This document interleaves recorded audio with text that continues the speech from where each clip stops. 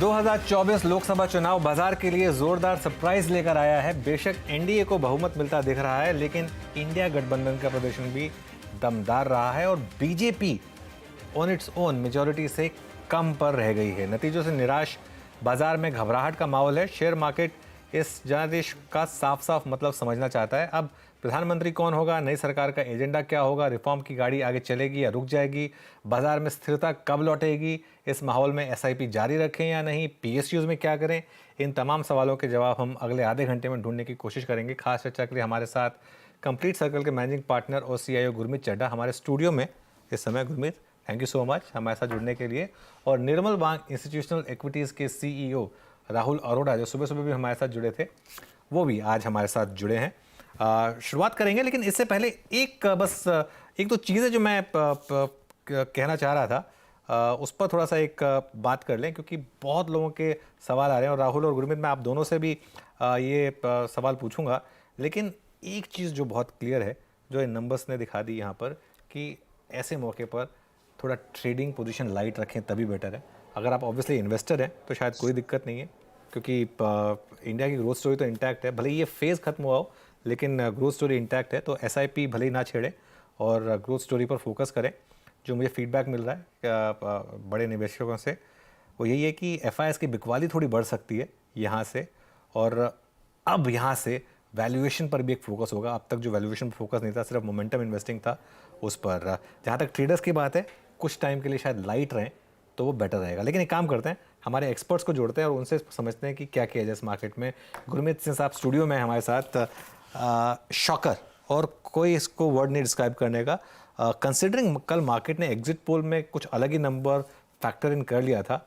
अब आपकी रणनीति क्या होगी, यहाँ से क्या करेंगे? अनु, दो चीज़ें। एक, अगर आप एग्जिट पोल का राइज देखें और आज का फॉल देखें तो 3% का करेक्शन आया है। इलेक्शन और इवेंट रिलेटेड में ऐसा होता है। क्या हम 15-20 साल से मार्केट में, हर बार हमें लगता है नर्वसनेस होती है, बट और ऑब्वियसली नतीजे जो थे मार्केट के अनुकूल नहीं थे। तो अगर एग्जिट पोल का आप वो 3.5% एडजस्ट कर दें तो 3-3.5% का करेक्शन, हाँ, पीएसयूज, डिफेंस, कैपिटल गुड्स में बढ़ा है। तो पहला ये है कि बहुत जल्दी कोई डिस्ट्रेस में डिसीजन मत लीजिए कि ग्रोथ स्टोरी खत्म हो गई।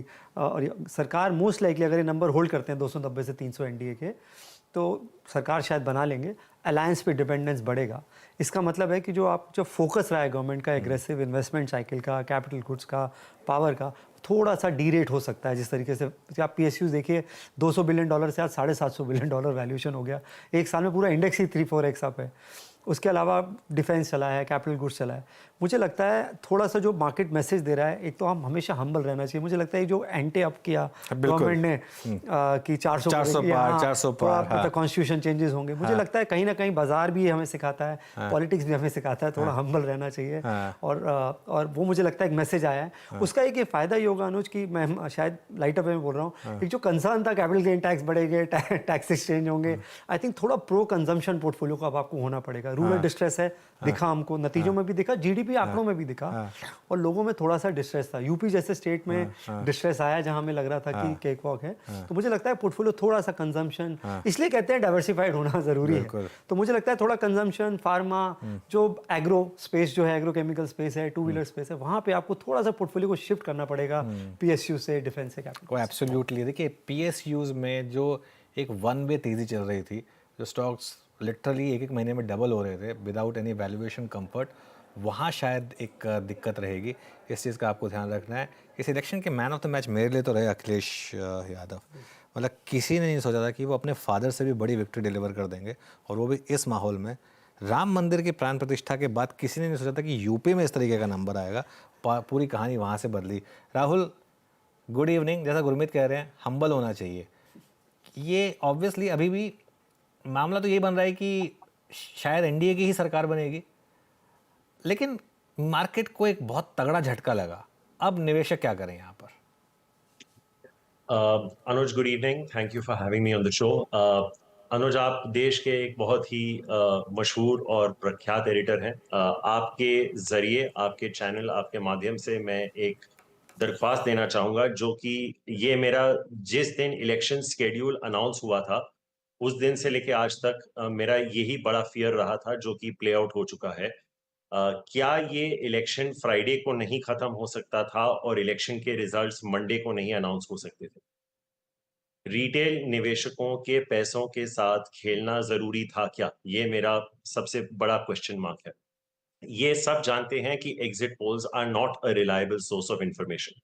आप भी इलेक्शंस देख रहे हैं, मैं भी इलेक्शंस देख रहा हूं। मैंने 98 में अपना पहला इलेक्शन देखा था when I turned 18 years old. उसके पहले भी पढ़ा हुआ है। Exit polls are no parameter for an absolute indication of a result. आपने इंडेक्स कल चढ़ा दिया। हालांकि मेरे क्लाइंट सब इंस्टीट्यूशन हैं, बट ऑब्वियसली फ्रेंड्स और फैमिली होते हैं, फोन करते हैं, पूछे कि कल कितना चढ़ेगा। तो एक माहौल बन गया। अब आप सोचिए आज के झटके बाद क्या होता है। You could have eliminated this entire process by just concluding the elections a day earlier and announcing the results yesterday. ये जो जितनी volatility आई है और wealth erosion हुआ है, इस बारे में तो मैं राहुल आपसे पूरी तरह से सहमत हूँ। आज मैंने सुबह सुबह भी ये पॉइंट रेज किया था राहुल कि ये एक चीज़ तो बहुत क्लियर है, मार्केट को, हमारी मार्केट को एक, मेरे को एक लेसन बनना चाहिए, एग्जिट पोल पे ना रिएक्ट करें और सीधा एक्चुअल नंबर्स पर रिएक्ट करें। मेरे ख्याल से आप सही कह रहे हैं, लास्ट फेज फ्राइडे को होकर इलेक्शन का संडे को रिजल्ट आ जाना चाहिए था, जैसे 2009 में हुआ था और मार्केट उसके बाद अगले दिन खुला था। बिल्कुल जो हुआ है, बहुत लोग फंसे हैं, बहुत लोग फंसे हैं और बहुत लोगों ने बहुत पैसा गंवाया। देखिए एक्विटी मार्केट में ये रिस्क हमेशा होता है, लेकिन फिर भी ये तो है कि बहुत लोग फंसे हैं। मैं आपसे सहमत हूं कि इक्विटी मार्केट में रिस्क रहता है, लेकिन क्या इंस्टीट्यूशंस का काम ये नहीं बनता कि रिस्क को जितना एलिमिनेट कर सकते हैं करें? अगर आपके पावर में है, रिस्क रहता है, but if you can eliminate a risk. Anuj, आप क्रिकेट देखते हैं, मैं भी क्रिकेट देखता हूं। जो सचिन तेंदुलकर की 240 की इनिंग्स रही थी सिडनी में, उन्होंने एक कवर ड्राइव नहीं किया था। तो जब आप रिस्क को एलिमिनेट करके आप फिर भी परफॉर्म कर सकते हैं, तो आप रिस्क को एलिमिनेट कर दीजिए, फिर वो अलग बात है। That's a slightly procedural point. Now coming to the specific point, obviously result market के विरुद्ध गया है। करना क्या चाहिए ये मुझे नहीं मालूम अनुज, क्योंकि I am not a political analyst. तो अभी ये देखना ये है कि सरकार किसकी बनेगी, प्रधानमंत्री कौन होंगे, ये सब आई थिंक अगले कुछ घंटों में हमें पता चल जाएगा। जब आपका शो चालू हुआ, मैं देख रहा था कि एनडीए का आंकड़ा कुछ 292 के आसपास था, तो total alliance was about 20 seats in the majority, and BJP on the election commission website was showing about 242. Uh, assuming that the current prime minister Anuj returns to office, I still think कि एक weaker government होगी, because you're going to be dependent more on coalition. Policy making इतनी robust नहीं होगी जितनी कि पहले थी। बजट थोड़ा पॉपुलिस्ट होगा, लेकिन एक फायदा है अनुज, अगर बजट थोड़ा पॉपुलिस्ट भी हो गया, आरबीआई का जो डिविडेंड था, जो 80-90 हजार करोड़ होना था, वो 2 लाख करोड़ के ऊपर था। तो आई थिंक वो 0.3% का लीवे गवर्नमेंट ऑफ इंडिया के पास अभी होगा जब वो बजट प्रेजेंट करें, assuming the current establishment takes that budget forward. लेकिन पोर्टफोलियो कंस्ट्रक्ट के हिसाब से अनुज, जस्ट वेरी शॉर्टली आज से, अगर आपका 6 महीने का व्यू है तो आप, and this may be a contra call to be giving today, आप पीएसयू बैंक्स आज से खरीदना चालू कर सकते हैं, नॉट पब्लिक सेक्टर एंटरप्राइजेस। मैं पीएसयूज और पीएसईज में फर्क कर रहा हूं। पब्लिक सेक्टर बैंक्स में आप निवेश कर सकते हैं, एफएमसीजी 2, फार्मा 3। अगर आप 5 साल का व्यू लेके चल रहे हैं, तो जो गाड़ी निकल चुकी है डिफेंस पे, पीएलआई पे, वो चलती रहेगी। I still think globally from a 5-year perspective, manufacturing as a theme will give you very good returns, but अगले 6 महीने तक मुझे लगता है कि जो ट्रेड होगा वो होगा एफएमसीजी में, फार्मा में और पब्लिक सेक्टर बैंक्स में। क्योंकि पब्लिक सेक्टर बैंक्स ठीक है, पब्लिक सेक्टर एंटरप्राइजेस जितना नहीं चले हैं, लेकिन बैलेंस शीट्स बहुत क्लीन है, asset qualities are okay, net interest margins are okay, SBI's call was okay, BOB's call was okay. I think जैसे हमारे पूर्व प्रधानमंत्री ने कहा था, अटल बिहारी वाजपेयी ने, देश है, सरकारें आती हैं, सरकारें जाती हैं, companies don't operate on governments provide an environment for companies to work in. And Rahul, वो बात मैं समझ गया आपकी, बिल्कुल 100% उस ट्रैकिंग अर्निंग्स। नहीं, बिल्कुल मैं उसी पर आ रहा था अब एक्चुअली। गुरमीत, अब तक मार्केट में एक चीज़ जो थी कि अर्निंग्स की बात करते थे कि अर्निंग्स की क्यों बात कर रहे हैं, 2050 की अर्निंग्स की बात होती थी। अब क्या एक मार्केट में एक फेज़ आएगा जिसमें अब मार्केट थोड़ा सा अर्निंग्स पर भी ध्यान देगा और थोड़ा सा मार्केट अब जो फेज़ है मोमेंटम इन्वेस्टिंग से निकलकर वैल्यू इन्वेस्टिंग की तरफ आएगा। मैं मानता हूँ ना। जो दूसरा क्या, अगर आप 5 साल का निफ्टी का रिटर्न देखें आज, तो निफ्टी का रिटर्न 15% है, अर्निंग ग्रोथ भी लगभग 14% निफ्टी है, 15% का अर्निंग ग्रोथ है। तो ईपीएस ग्रोथ से 5 साल की साइकिल में वो इंडेक्स लेवल पे लगभग मैच करता है। दूसरा है कि आईपीओ और स्मॉल माइक्रो कैप का यूफोरिया था। अभी आज आपने देखा होगा एचएएल का एक सुखोई क्रैश हुआ, उनकी इन्वेंट्री का पार्ट था।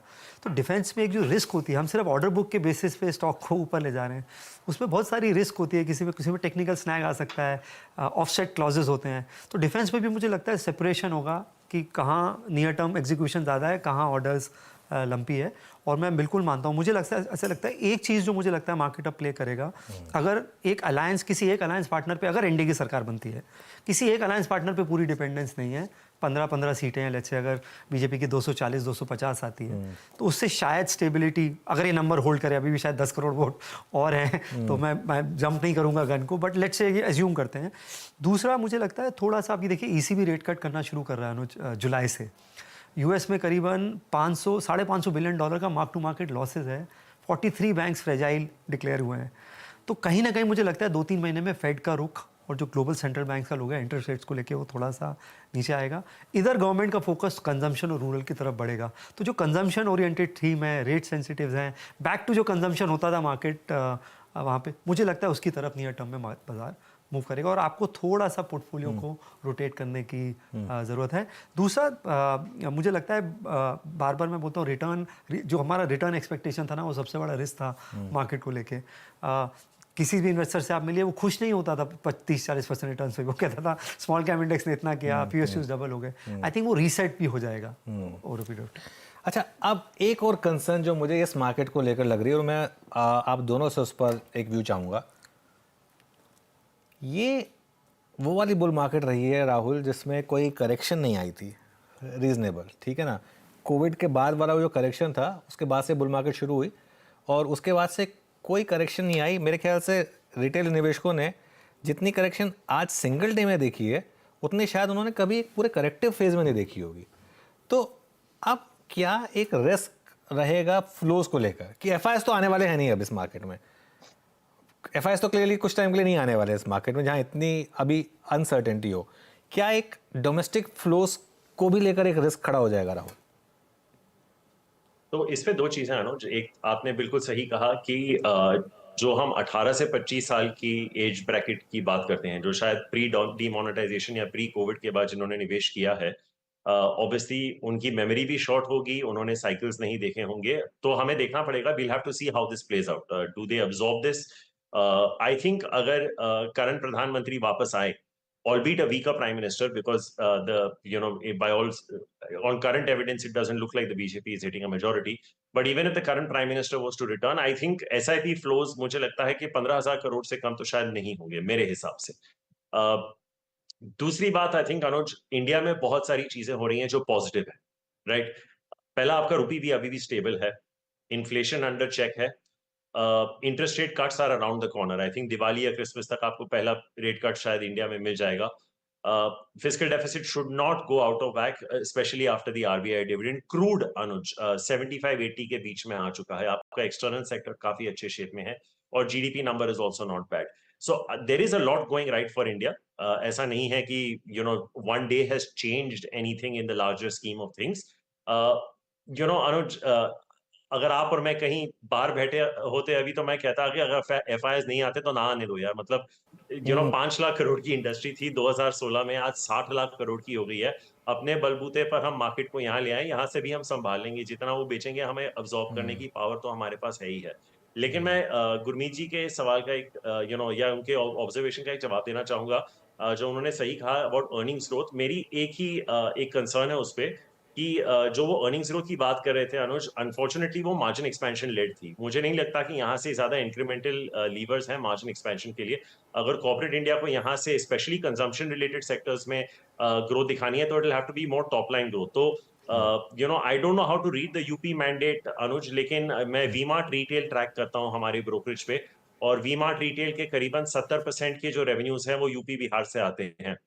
और अगर आप उनके नंबर्स को पिछले 2-3 साल से स्टडी करें, they have not been good. This stock used to be own 26% by Westbridge at one point in time. तो आपको पता था कि रूरल डिस्ट्रेस है, और वो उनके नंबर्स में दिख रहा था। तो हो सकता है कि एक तरफ से वही रिफ्लेक्ट हुआ है रिजल्ट्स में, but I think there is a lot going right for India, but I wouldn't be extremely positive on earnings growth. I think थोड़ा हमें मॉडरेट रखना चाहिए क्योंकि ये ज्यादा टॉप लाइन डिपेंडेंट होगा, बट मौके आपको बहुत मिलेंगे, ये मैं आपको कह देता हूं. बट क्या इन्वेस्टर्स पैनिक करके एसआईपीज को 10,000 करोड़ पे ले जाएंगे? आई डोंट थिंक ऐसी कोई स्थिति आएगी, बिकॉज आज की डेट में भी fixed income real estate gold में इतने रिटर्न्स मिलने की ज्यादा संभावना है नहीं मेरे हिसाब से. ओके. गुरमीत, सेम सवाल आपसे कि क्या अब रिटेल इन्वेस्टर डर जाएगा क्योंकि उसने करेक्शन देखी नहीं है? क्या वो कहेगा कि मैं अपनी एसआईपी रोक दूं? क्या उसको लगेगा कि मैं पिछले 3-4 साल में आज के करेक्शन के बाद भी प्रॉफिट तो अच्छा ही बन रहा होगा, फिर भी क्या मैं बुक कर लूं? इन सब सवालों के जवाब दीजिए. मुझे लॉन्ग टर्म जो सिप नंबर्स है उसमें एट द मार्जिन थोड़ा सा इम्पैक्ट आना जा सकता है. मुझे नहीं लगता कि एक दिन को लेके इन्वेस्टर, आपने कोविड में ध्यान होगा करीबन 9,000 करोड़ से एसआईपी बुक 72-7300 करोड़ आ गई थी. तो 20% का इम्पैक्ट जब पड़ा था, जब कोविड जैसा हुआ था, जहाँ जॉब लॉसेस और एग्जिस्टेंस को लेके भी सवाल थे. मुझे नहीं लगता है, इनफैक्ट मुझे लगता है जो कैपिटल मार्केट प्ले है वो लॉन्ग टर्म प्ले है. Pace of addition new investors की स्लो डाउन हो सकती है. 1 लाख नए इन्वेस्टर्स लगभग कोविड से रोज ऐड हो रहे हैं, तो मुझे वो नहीं लगता है. एफआईआईज भी मुझे ऐसा लगता है अनुज, अगर आप पिछले 2-3 साल में देखें 16% से कम ओनरशिप रह गई है. 2008 में 15 होती थी. तो from a percentage ownership FIIs कभी भी ओवरवेट नहीं. इनफैक्ट वो तो काफ़ी लाइट थे जब तक ये एग्जिट पोल नहीं आया था और शॉर्ट कवरिंग नहीं करी थी. तो ऑन द मार्जिन दोनों जगह मुझे लगता है इम्पैक्ट इतना ज़्यादा नहीं आएगा. थोड़ा बहुत फ्लोज इम्पैक्ट होते हैं तो भी 20,000 करोड़ की स्टिक बुक 18,000 करोड़ की होगी, 19,000 करोड़ की होगी. मेरे हिसाब से एक जो कैपिटल मार्केट प्ले है वहाँ पे एक अपॉर्चुनिटी बनती है. अगर शार्प करेक्शन आता है, जैसे डिपॉजिटरीज हैं, एक्सचेंजेस हैं, मेरे हिसाब से अपॉर्चुनिटी, क्योंकि वैल्यूएशंस वहाँ भी काफ़ी स्ट्रेच हो गए थे. एनएससी को आप छोड़ दीजिए अनलिस्टेड में, जहाँ वैल्यूएशंस अभी भी रीजनेबल हैं, बाकी जगह वैल्यूएशंस काफ़ी स्ट्रेच हो गए. चलिए एक बहुत छोटा सा ब्रेक लेंगे हम और उसके बाद लौटेंगे और इस कॉन्वर्सेशन को आगे बढ़ाएंगे.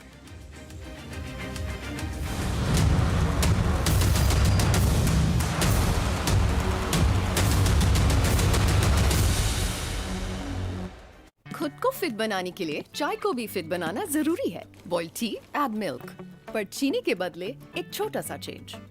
इतना छोटा. Sugar free green, it's natural and 0 calorie stevia leaf से बना. Sugar free green.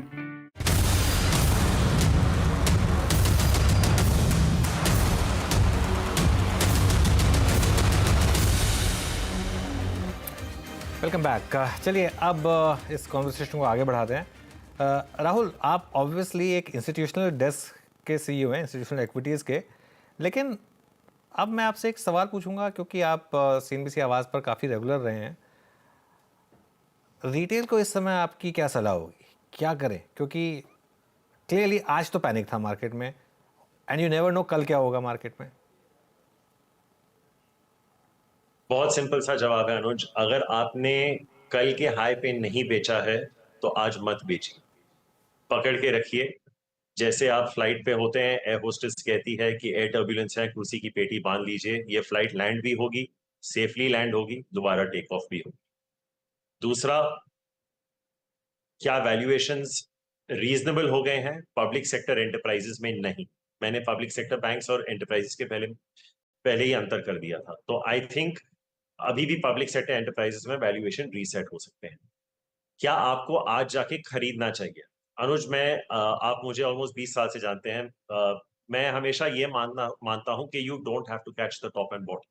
अगर आपका ये मानना है कि स्टॉक 50% यहां से बढ़ सकता है, कोई भी फलाना स्टॉक हो, तो उसका अगर 10% आगे का या 10% पीछे का आपने छोड़ दिया, बीच के 25-30% आपने बना लिए, बहुत है. तो don't try and catch a falling knife. अभी हमें ये भी नहीं पता है कि इवेंचुअल आउटकम क्या होगा इस इलेक्शन का. हम अभी बैठ के सिर्फ स्पेक्यूलेट कर रहे हैं. सारी पार्टियां बोल रही हैं हम सत्ता बनाएंगे, तो हम भी एज अ व्यूअर देख ही रहे हैं. हम आपको टीवी पे देख रहे हैं, आपका एनालिसिस सुन रहे हैं, हमें भी नहीं पता क्या होने वाला. पर ये मैं कहूंगा कि अब तक अगर नहीं बेचा है तो अब मत बेचिए. You don't sell at a loss. You always sell at a profit. Good quality companies will rebound. Good quality companies' fortunes are not changed by the change in government. They determine their own destiny. In fact, you buy good companies at bad times and good prices that work in your favor. ये advice अगर आप लेके चलेंगे अनुज, I am guessing 70% of the time आप पैसा बना देंगे. तो I think don't rush to deploy money. हो सकता है कि एक बार सरकार बन जाए अगले 2-3-4 दिन में, हफ्ता 10 दिन में, उसके बाद अपॉर्चुनिटीज आएंगे. 2 ट्रिगर है इमीडिएटली बाजार के लिए, एक मॉनसून है और एक बजट है. दोनों अगले 1-1.5 महीने में आपको अंदाजा लग जाएगा किस तरफ से है. और फिर आई थिंक अगर देखिए अनुज, कितनी चीजें हुई हैं, बॉम्ब ब्लास्ट हुए हैं, राइट्स हुए हैं, कोविड हुआ है, सरकारें बदली हैं, market every few years finds a way to double itself. तो ये डबल फिर से ही होगा, चाहे जिस तरह के भी रुख हो। Just be patient, ride out this volatility, you will be fine. नहीं, बहुत सही बात कही है आपने कि at the end of the day ऐसा तो नहीं है कि मार्केट एकदम ख़त्म हो जाएगी, यहाँ पर भी आपको मौके मिलेंगे। गुरमीत, आपको अगर अब मैं बोलूँ इस समय कि किसी ने चलिए पुरानी बुल मार्केट मिस कर दी थी, अगर अपॉर्चुनिटी दिख रही है अभी यहाँ पर कि अब मार्केट में रेट्स रीजनेबल हो गए हैं, किन स्टॉक्स पर आपकी नज़र रहेगी? सबसे पहले किन को आप बाय करेंगे? अनुज, हमने आज भी थोड़ी बहुत बाइंग करी, हिम्मत नहीं हो रही थी टू बी ऑनेस्ट, बट पास का एक्सपीरियंस से बताता है कि जब सबसे ज़्यादा डर लगता है तभी। तो मैं नहीं बोलता हूँ कि ऑल एकदम से आपको पूरा एंटर होना चाहिए कि सडनली हाँ गिर गया, ये बेस्ट पॉइंट है। तो हम प्राइवेट सेक्टर बैंक्स मुझे लगता है हम ऐड कर रहे हैं।